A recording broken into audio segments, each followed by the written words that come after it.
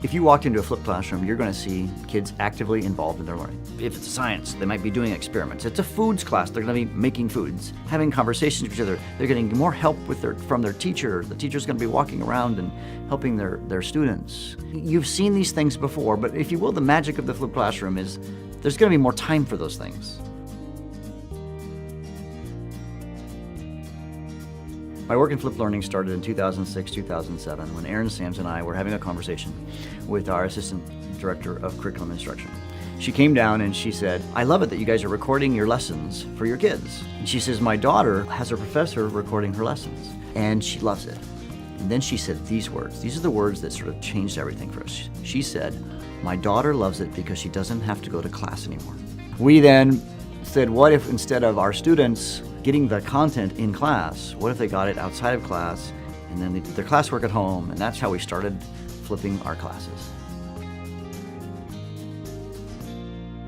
What most people think when they think of flipped, we are calling in our books Flipped Class 101, where all the students watch the same video on Tuesday night, and on Wednesday do the same activity. I really want to challenge teachers to not just do Flipped Class 101. If you're just doing videos and worksheets, then you're missing the point. Give them projects, design inquiry experiences. Those are the things where the magic will really, really happen. What is the best use of your face-to-face class time? I would argue it's not you standing up in front of your students and yakking at them. It's something else. Now, what does that look like? Well, it looks very different in a English class than in a math class.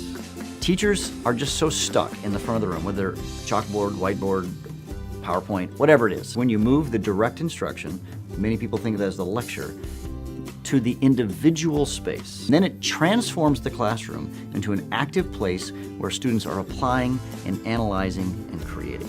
And it does seem cheesy. You're gonna make this little video on how to add fractions or on the Revolutionary War, but the flipped classroom is not about the videos. It's about the active, engaged things you can now do in class because of the videos. The biggest question I'm ever asked by teachers is, oh, my kids won't watch the video. So one often used strategy is if the kids don't watch the video, then you have them watch them in the class. Hold kids accountable for their actions. While the other kids are getting help and working in these problem-solving groups or whatever it might be, they're gonna still have to get the content. So our kids said, wait a second. So Mr. Bergman, if I don't watch the video, I have to watch it in class. Yeah, you do. And all my friends are gonna get help on all their assignments and I have to take it home. Yeah, that's right. Oh, it would actually be easier if I actually did the lesson at home. Yeah, that would be good. And most of our kids quickly learn. So one thing that I find teachers do wrong when they first flip their class is they use video resources found on the internet. Not to say that those other resources aren't good. I'm sure they are. I don't want kids to watch a video. I want kids to interact with learning content. The efficacy of a flipped classroom is greatly enhanced if the teacher is the creator of the content. And if you can build in interaction into these, it greatly enhances the learning experience for the students. I like to say it puts like a layer on top of it. And so what happens is you can take your video and as it's playing, you as the teacher, this is before they're gonna watch it, you can say at 1 minute, pause the video, and a question will pop up and the students then respond to the question. And it's tracking them. It knows who they are and then how much of the video they watched. When they know you're kind of looking over their shoulder, so to speak, and knowing what they're doing, they'll actually do it. Once you've created a video, you gotta make it accessible to your kids, and there's lots of ways to do that. Another myth in the flipped classroom is this whole issue of access. The studies say now 95% of kids in the United States have access to the internet at home. You don't make a decision based on 5% of your kids. You have an intervention for those kids. There's ways to get around that. A lot of teachers are uploading, frankly, to YouTube.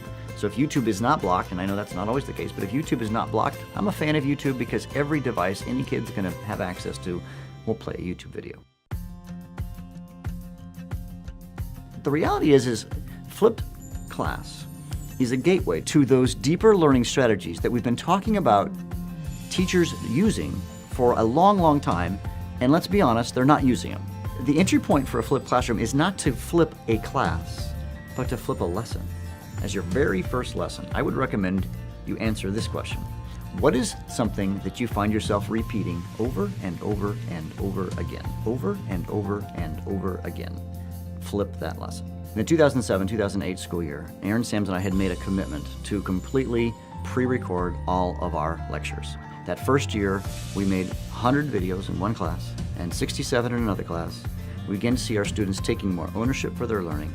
We saw kids were actually, their performance on our tests that we had given for years increased significantly, actually 1 standard deviation. And then we saw kids interested and engaged. This just makes sense. You know, there was a quote from one young man, and he said, "Finally, somebody who teaches the way I learn."